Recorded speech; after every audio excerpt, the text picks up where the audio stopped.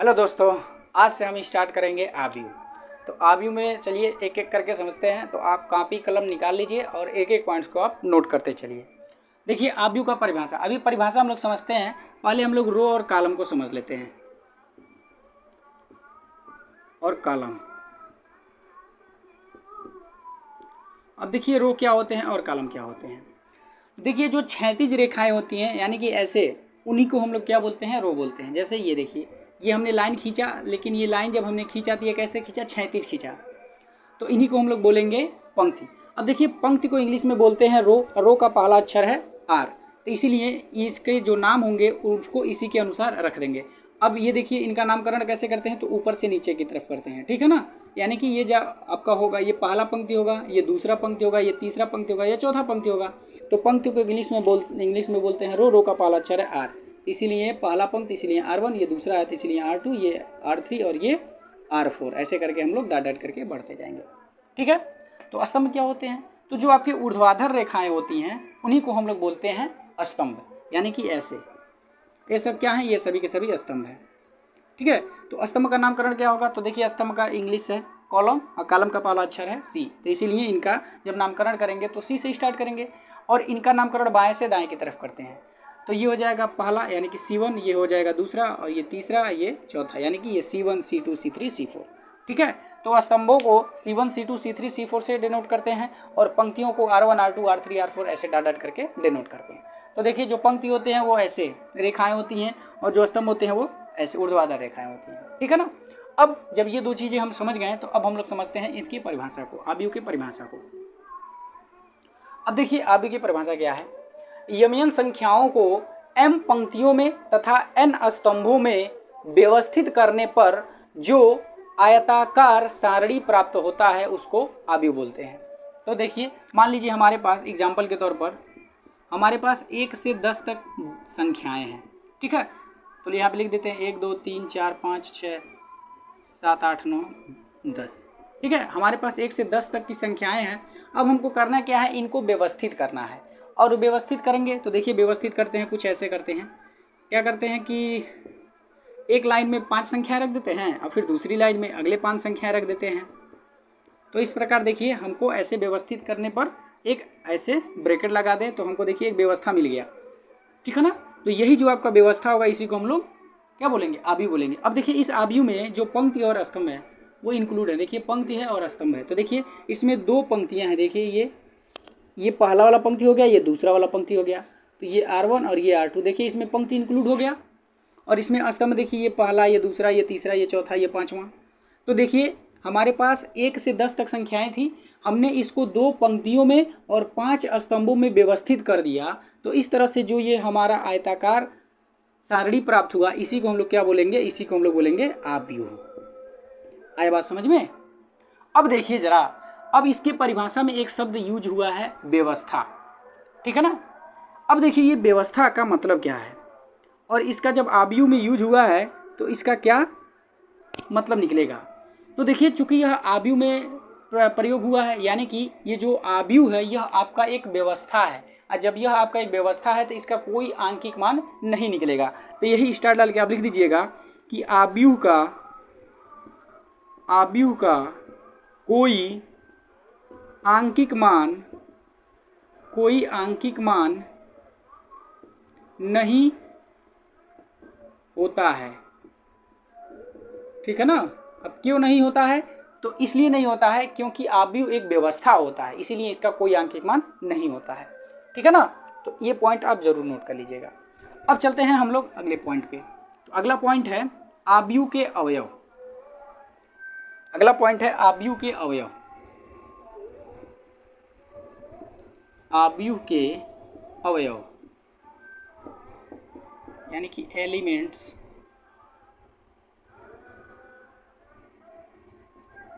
Of matrix.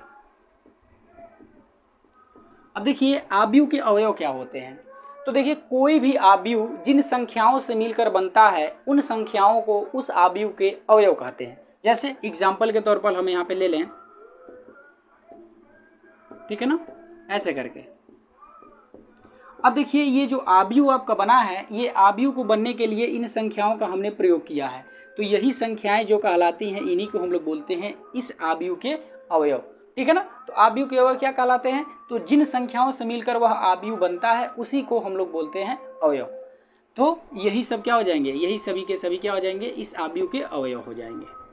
आया बात समझ में? चलिए ठीक है, अच्छी बात। अब हम लोग समझते हैं आव्यूह के क्रम को। आव्यूह के क्रम, आव्यूह का क्रम, और इसी को हम लोग कोटि भी बोलते हैं। तो चाहे क्रम बोलिए चाहे कोटि भी बोलिए, ठीक है ना।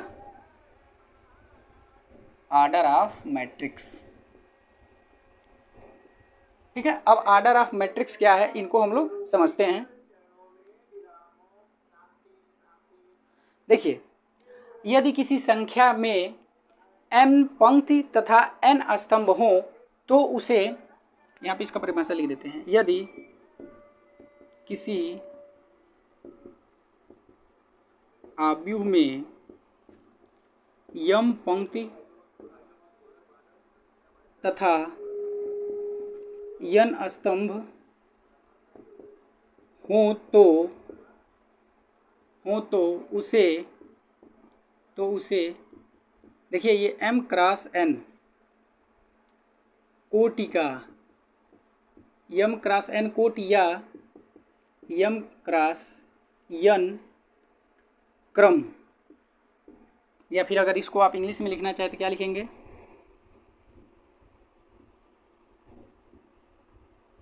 Matrix of order,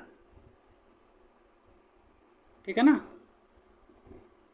m/n। ठीक है।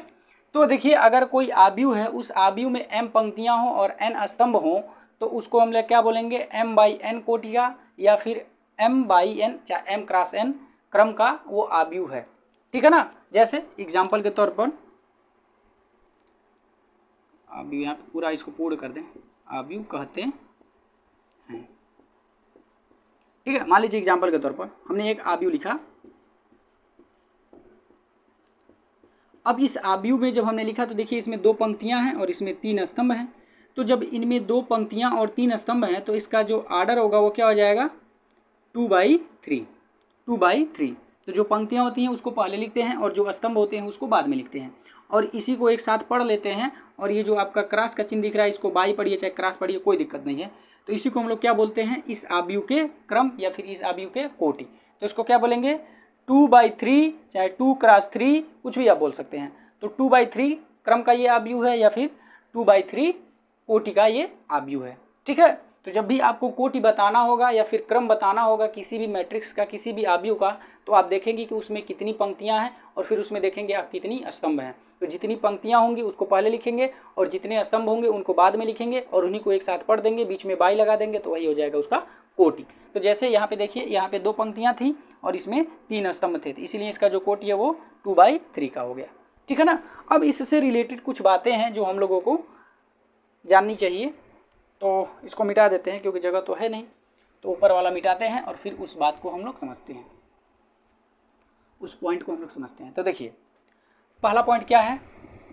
जब भी आप कोई भी आव्यूह लिखेंगे तो उस आव्यूह को लिखने के लिए या फिर किसी भी आव्यूह के अगर आप कोटि को लिखेंगे चाहे क्रम को लिखेंगे तो सबसे पहले आप पंक्ति को लिखेंगे या फिर उसके बाद जो है कि स्तंभ की संख्या को लिखेंगे। ठीक है ना। तो यही है कि आव्यूहों के क्रम या कोटि को लिखने के लिए सबसे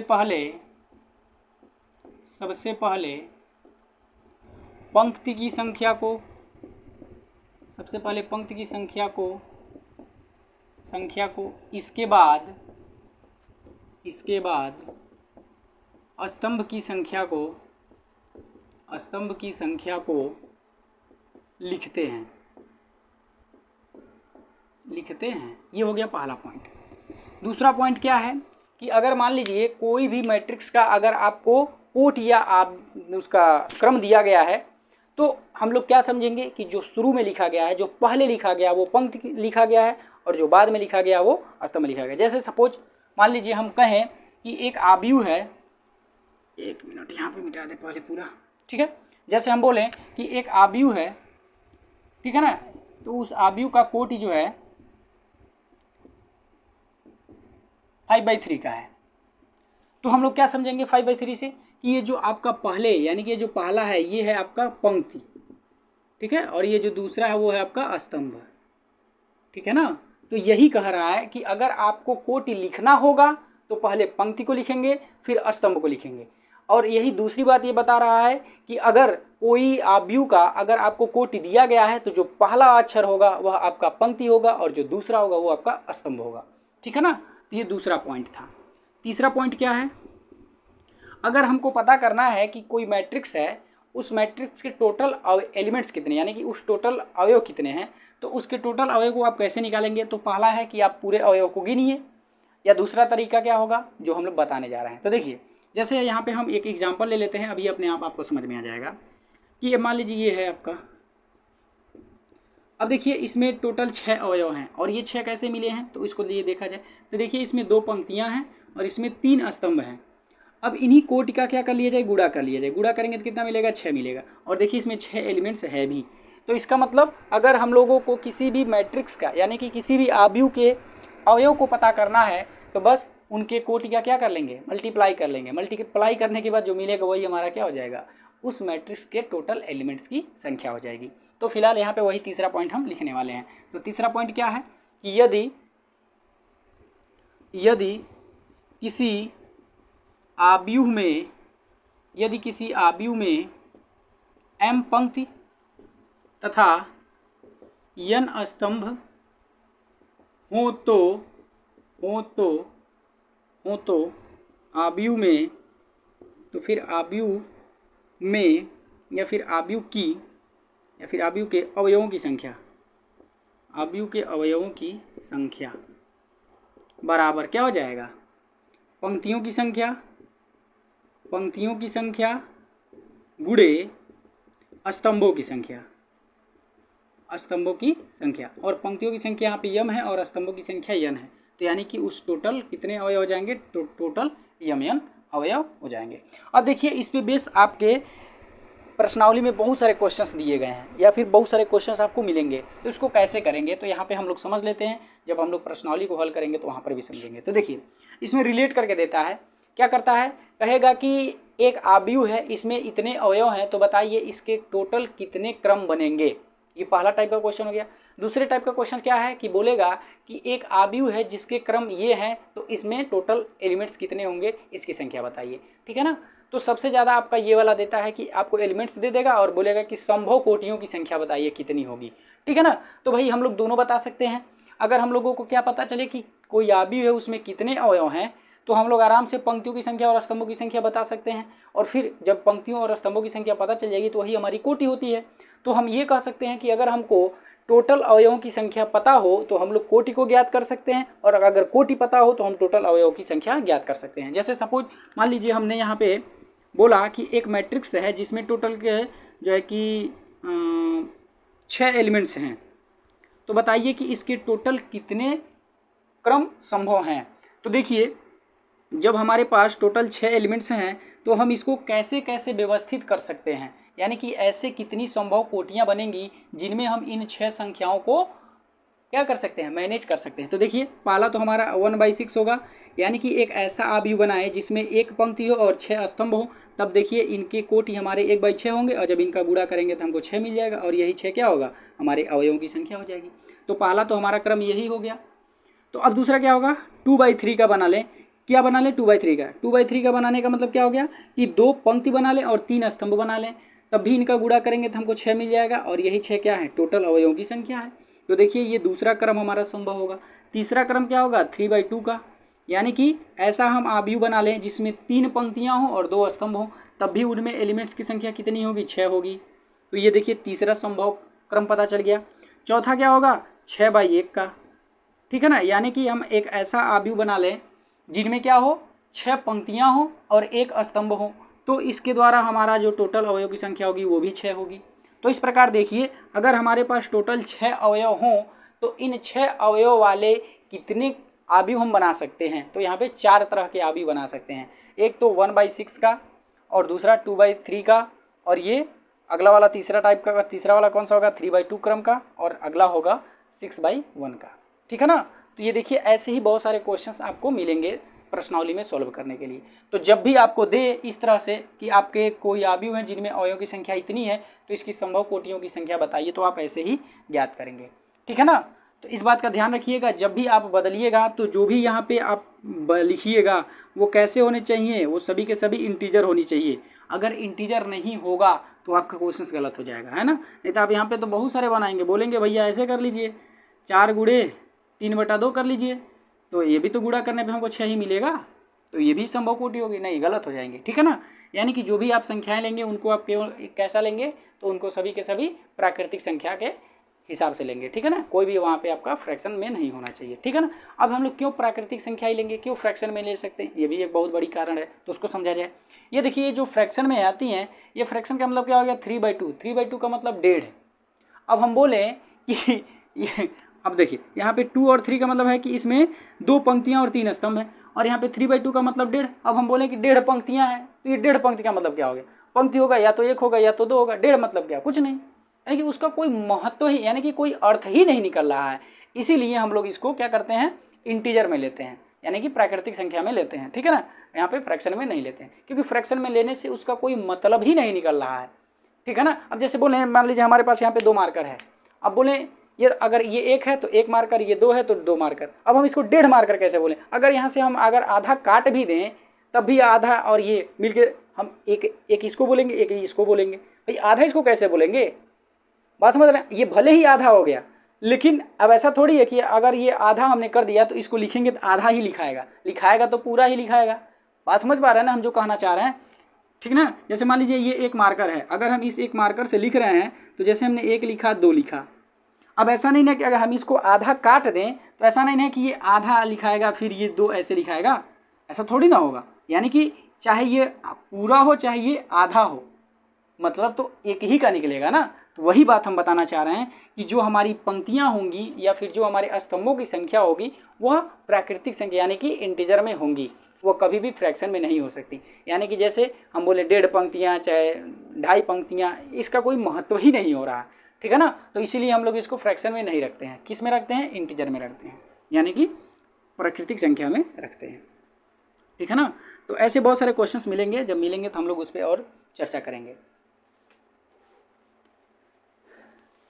अब देखिए सबसे इम्पोर्टेंट, अब ये आपका चौथा पॉइंट है। चौथा पॉइंट क्या है कि आव्यूह को निरूपित कैसे करते हैं। तो आव्यूहों का निरूपण,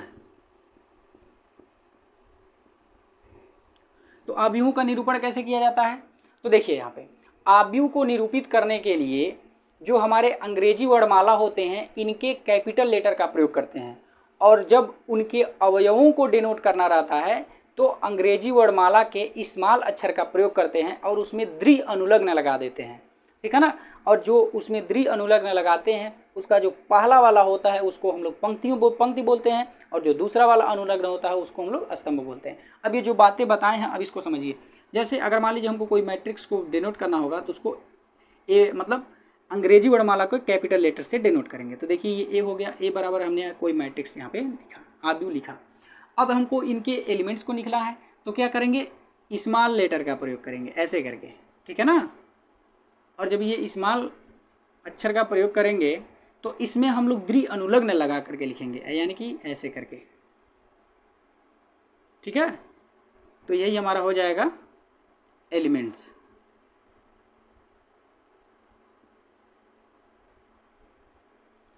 तो ये हमारा होता है डिनोट करने का तरीका। यानी कि देखिए हमने इस मैट्रिक्स को डिनोट किया तो कैपिटल अक्षर का प्रयोग किया, और जब हमने इसके एलिमेंट्स को लिखा प्रदर्शित किया तो हमने स्मॉल लेटर का प्रयोग किया, स्मॉल अक्षर का प्रयोग किया, और उसके साथ साथ इसमें हमने द्वि अनुलग्न लगा दिया।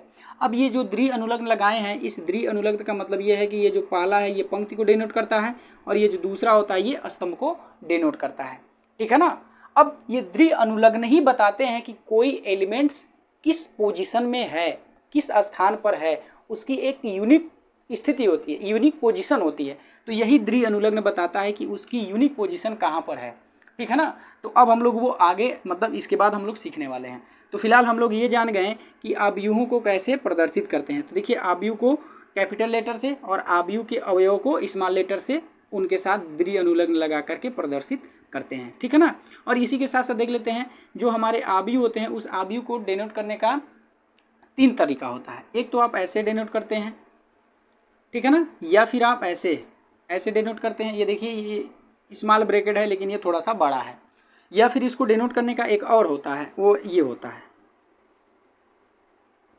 ऐसे करके। तो ये भी क्या है, ये भी आव्यूह को डिनोट करता है, ये भी आव्यूह को डिनोट करता है और ये भी आव्यूह को डिनोट करता है। इस बात का ध्यान रहे कि यहाँ पे डबल डबल लाइनें हैं। अगर सिंगल लाइनें हो जाएंगी तो ये आपका हो जाएगा सारणी, ठीक है ना, यानी कि डिटर्मिनेंट हो जाएगा। तो ये ध्यान रखिएगा, अगर डबल है तो आव्यूह, अगर सिंगल है तो सारणी।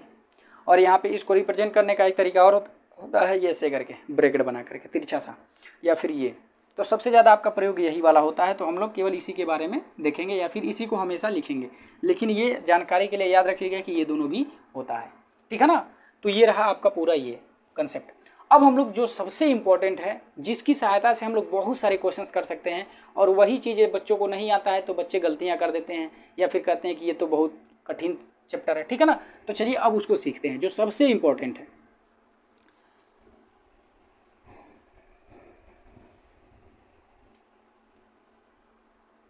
तो है, चलिए समझते हैं।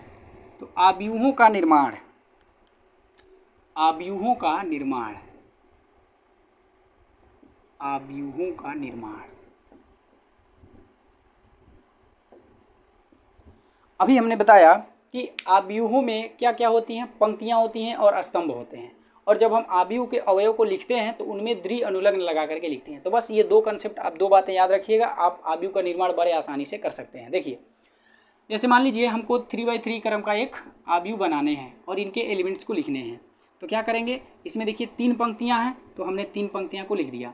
अब इसमें 3 स्तंभ हैं तो 3 स्तंभ भी ऐसे हमने बना दिया। अब देखिए ये दोनों एक दूसरे को जहाँ पर काटते हैं और जो पंक्ति और जो स्तंभ जहाँ पे काटते हैं वैसे ही उनका नाम हम लोग रख देते हैं, ठीक है ना। अब देखिए ये पहला है स्तंभ पंक्ति, तो R1, ये R2 और ये R3। ये देखिए ये पहला कॉलम है तो C1, ये C2 और ये C3। और हमने अभी बताया कि जब भी हम लोग क्रम मतलब द्वि अनुलग्न लगाते हैं तो जो पहला वाला होता है वो होता है पंक्ति और जो दूसरा वाला द्वि अनुलग्न होता है वो होता है स्तंभ। तो देखिए जरा, अगर हम लोगों को लिखना है तो ये एक दूसरे को जहाँ पे काटते हैं और जो जो काटते हैं उसी के बेस पे हम लोग वहाँ पे उसका नामकरण कर देंगे। अब देखिए यहाँ पे क्या है, 3x3 क्रम का हमको एक आव्यूह बनाने हैं। अब हमको पता करने कि इसमें कितने एलिमेंट्स हैं, तो इनका मल्टीप्लाई कर लेंगे। तो देखिए इनका मल्टीप्लाई करेंगे तो आएगा 9। और देखिए यहाँ पे 9 जगहों पे काटा है तो यही 9 क्या हो जाएंगे, वो एलिमेंट्स हो जाएंगे। अब वो कौन कौन से एलिमेंट्स होंगे, तो देखिए ये जो पहला वाला जहाँ पे काटा है ये पहला पंक्ति और पहला स्तंभ काटा है। तो चूंकि इनके एलिमेंट्स को दिखाने इसलिए स्मॉल लेटर का प्रयोग करेंगे, तो हमने स्मॉल लेटर का प्रयोग कर दिया। अब यहाँ पे द्वि अनुलग्न लगाने की बारी आई। तो द्वि अनुलग्न लगाने के लिए पहले हम किसको लिखेंगे, पंक्ति को लिखेंगे, फिर उसके बाद किसको लिखेंगे, स्तंभ को लिखेंगे। तो ये देखिए ये पहला पंक्ति है और ये पहला स्तंभ है, तो ये क्या हो जाएगा, 1 1 हो जाएगा। अब यहाँ वाले का लिखने के लिए, अच्छा यहाँ पे सब आपका स्मॉल ही रहेगा तो स्मॉल लिख देते हैं, बाकी अभी आपको द्वि अनुलग्न लगाने हैं। तो देखिए यहाँ पे कौन सा लगेगा, तो ये देखिए आपका पहला पंक्ति है लेकिन ये दूसरा स्तंभ है, तो पहले पंक्ति को लिखते हैं फिर स्तंभ को लिखते हैं। तो इस वाले एलिमेंट्स का नाम क्या हो जाएगा, 8 1 2 हो जाएगा। यहाँ पे देखिए ये पहला पंक्ति है लेकिन तीसरा स्तंभ है, इसलिए ये क्या हो जाएगा, A 1 3 हो जाएगा। आया बात समझ में, ये क्या हो जाएगा, ये देखिए अब ये दूसरा पंक्ति हो गया, ये पहला तो ये था, अब ये दूसरा हो गया। ये दूसरा पंक्ति हो गया तो पहले पंक्ति लिखते हैं फिर स्तंभ लिखते हैं। तो स्तंभ कौन सा, ये पहला स्तंभ है, तो इस वाले के एलिमेंट्स का नाम क्या हो जाएगा, A 2 1 हो जाएगा। अब इस वाले का क्या हो जाएगा, ये देखिए ये दूसरा पंक्ति है और दूसरा स्तंभ भी है, तो ये A 2 2 हो जाएगा। अब ये देखिए ये दूसरा पंक्ति है लेकिन तीसरा स्तंभ है, तो A 2 3 हो जाएगा। आया बात समझ में। अब इसका क्या हो जाएगा, तो ये देखिए ये तीसरा पंक्ति हो गया। जब तीसरा पंक्ति हो गया तो सबसे पहले पंक्ति को ही लिखते हैं फिर स्तंभ लिखते हैं, तो ये पहला स्तंभ है, यानी कि A 3 1 हो जाएगा। ये देखिए ये तीसरा पंक्ति और ये दूसरा स्तंभ हो गया, तो A 3 2 हो गया, पहले पंक्ति फिर स्तंभ। अब इस वाले का लिखेंगे तो कितना हो जाएगा, ये तीसरा पंक्ति और तीसरा स्तंभ है, तो A 3 3 हो गया। तो देखिए इस तरह से हमने एक आव्यूह का निर्माण कर लिया। अब इसी को क्या करें, यहाँ पे लिख दें तो हमको 3x3 क्रम का एक आव्यूह मिल जाएगा। तो देखिए ऐसे करके A11 A12 A13, तो A11 A12 A13, A21 A22 A23, A31, A32, A33। देखिए ऐसे ही आव्यूह का निर्माण हुआ। तो ये देखिए आव्यूह का निर्माण किए तो हमने जो हमारे वर्णमाला होते हैं अंग्रेजी के उनके स्मॉल लेटर का प्रयोग किया और देखिए यहाँ पे द्वितीय न्यूनक लगा दिया, और अगर इसको डिनोट करना होगा तो ये हम कैपिटल लेटर का प्रयोग कर लेंगे। तो ये हमारा देखिए एक आव्यूह का निर्माण हो गया। ठीक है, तो ऐसे ही हम लोग आव्यूह का निर्माण करते हैं। आया बात समझ में? तो ये सबसे इंपॉर्टेंट था। अब चलिए अब इसी के बेस पर हम एक एग्जाम्पल ले लेते हैं ताकि आप बड़े आसानी से इस चीज़ को कर पाएँ।